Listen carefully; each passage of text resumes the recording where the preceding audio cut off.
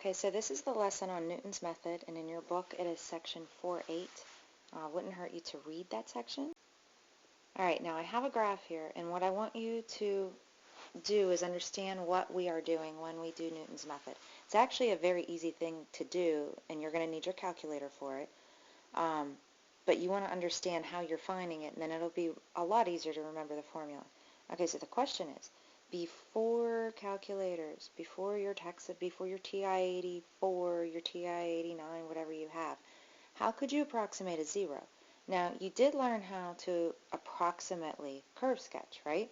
And I said find the zeros sometimes if it's easy, and if it's not easy, don't worry about it. You could find your local min, your local max, and concavity, and you can sketch a graph.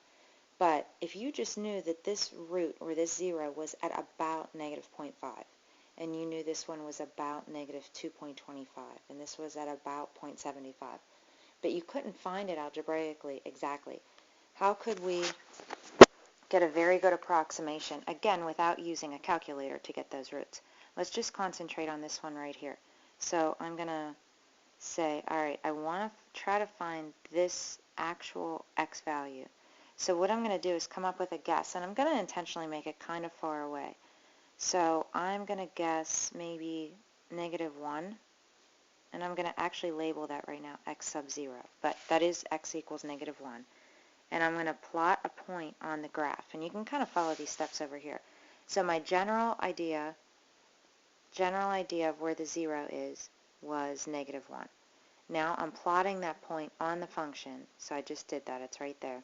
Now I'm going to draw the tangent line from that point, and I'm going to make it cross the x-axis. Where that crosses the x-axis is your next x value.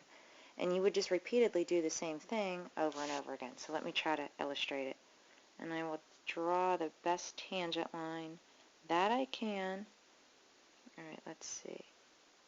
Okay, yes, we're going to pretend that's straight.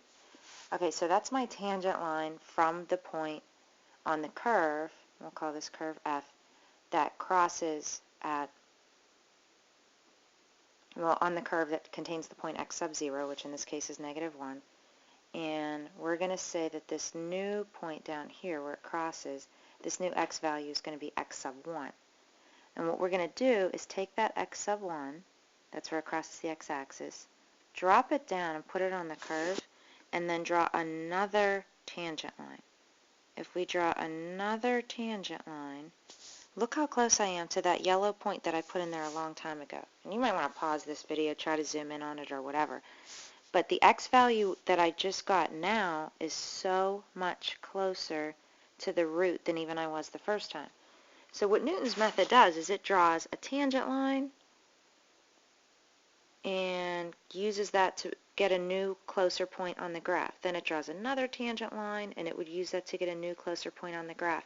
And then a new tangent line, and it keeps bouncing across the x-axis until you're so close that you are practically at the 0.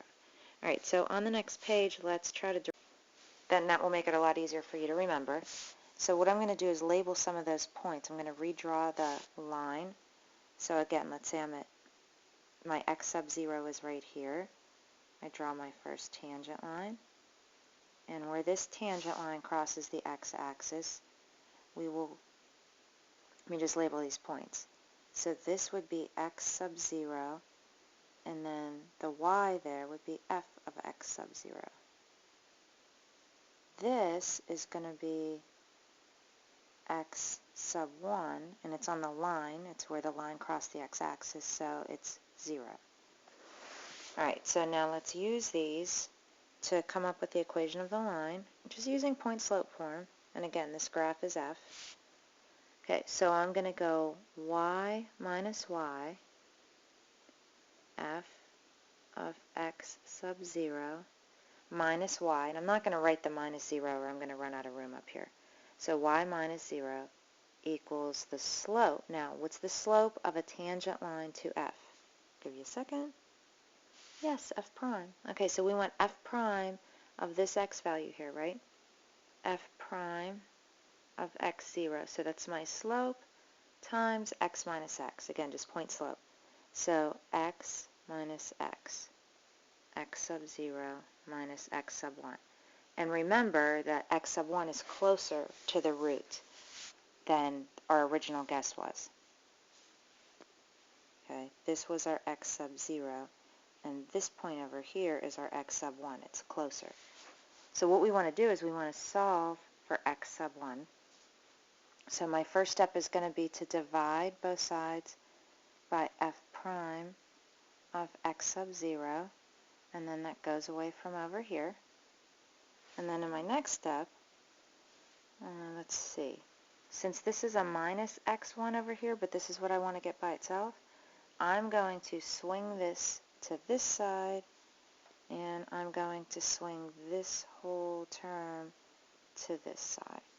Yeah, it looks kind of messy, but I know you can follow me.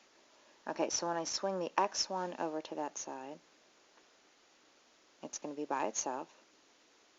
And don't forget I still have my x sub 0 over here, minus this term that I'm swinging over, f of x sub 0 over f prime of x sub 0. And this is called one iteration of Newton's method. I'll type that right here. One iteration of Newton's method.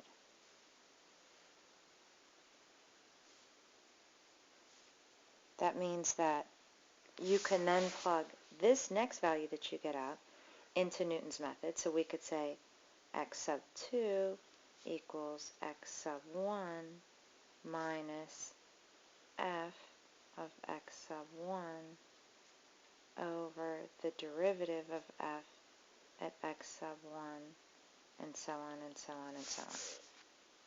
Okay? Alright, so let's go to the next page and actually try it out, and go get your calculator if you don't already have it.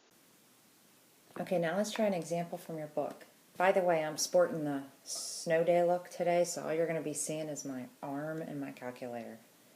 Alright, so look at number 11, and also read the directions. They say, use Newton's method to find all the roots of the equation correct to 8 decimal places. Start by drawing a graph to find initial approximations. So what I have here is the function already, well, not for 11.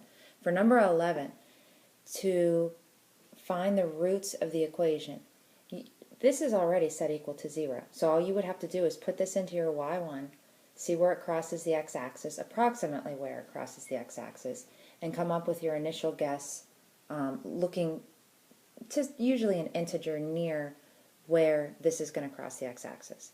Again, because this equals 0, Newton's method finds zeros. This one doesn't have anything set equal to 0. So your very first step to this problem, and this is really important, guys, your first step to this problem, and let me get a color here. Your first step is to just take this, either way, by the way, either side, take one item or something from one side, move it to the other.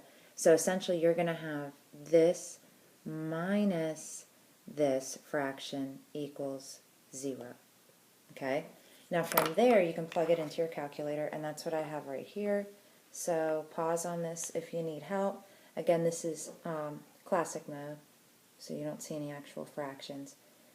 This is with the 4 over x squared plus 1 swung to the other side. Alright, now if you look at the graph, with the graph you can see that we actually have 4 zeros here. So we can find either one of the two negative zeros or roots, or either one of the two positive roots. You could algebraically show that this function is even by seeing that f of negative x equals f of x, which means that all you have to do are find the two positive roots, and you've also found the two negative roots. Just put the negative signs on them. We, for sake of time here, are only going to try to find one of the zeros. So let's find the one that's closest to x equals 1. It looks like there's another one that's closer to x equals 2. So that means, that's why I have some of these things written down on the screen here. These are going to be your first calculator steps.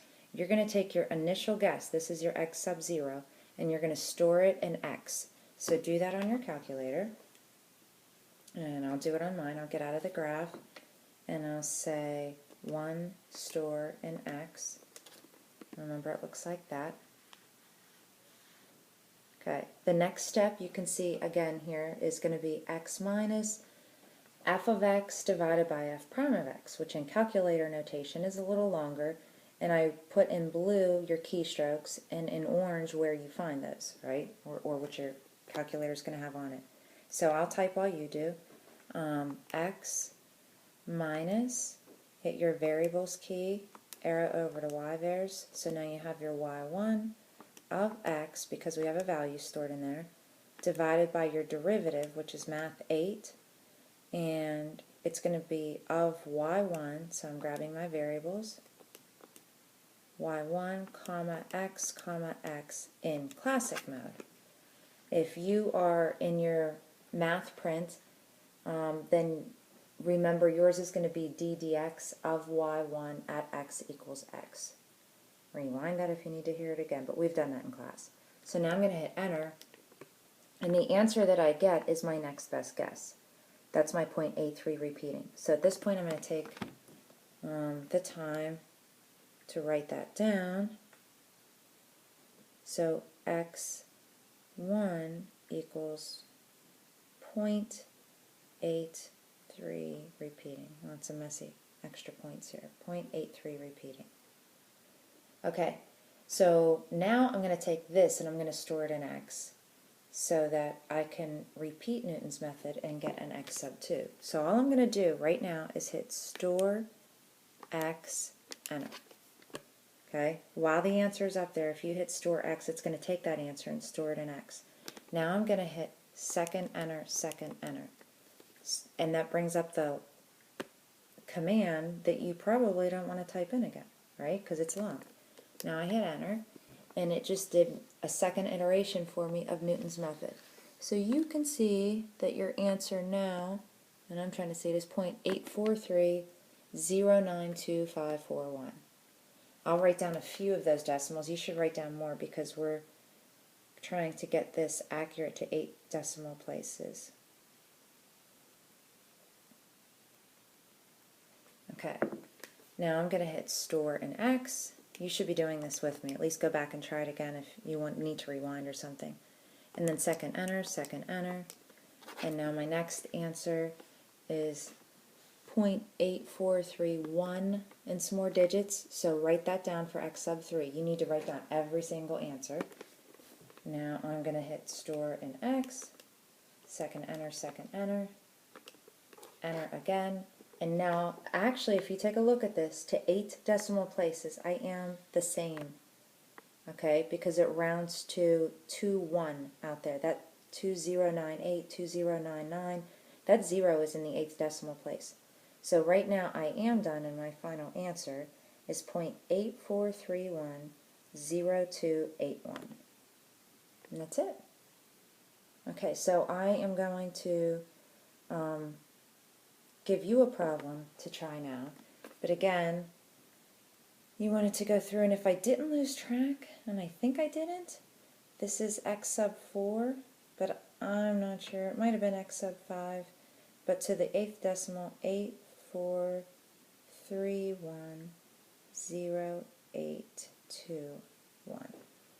Okay. So this is it. Now here's a problem for you guys to try. The directions are to find at least one of the 3 solutions to this equation, and you will be asked questions on what you found and how you found it in Sophia. There's a Google form for you to fill out after you're done with the video. So make sure you're writing down this problem and then starting with your x sub 0, your initial guess, and then your x1, your x2, your x3, all the different things that all the different numbers that you get as you compute more iterations of Newton's method. And again, do this correct to 8 decimal places.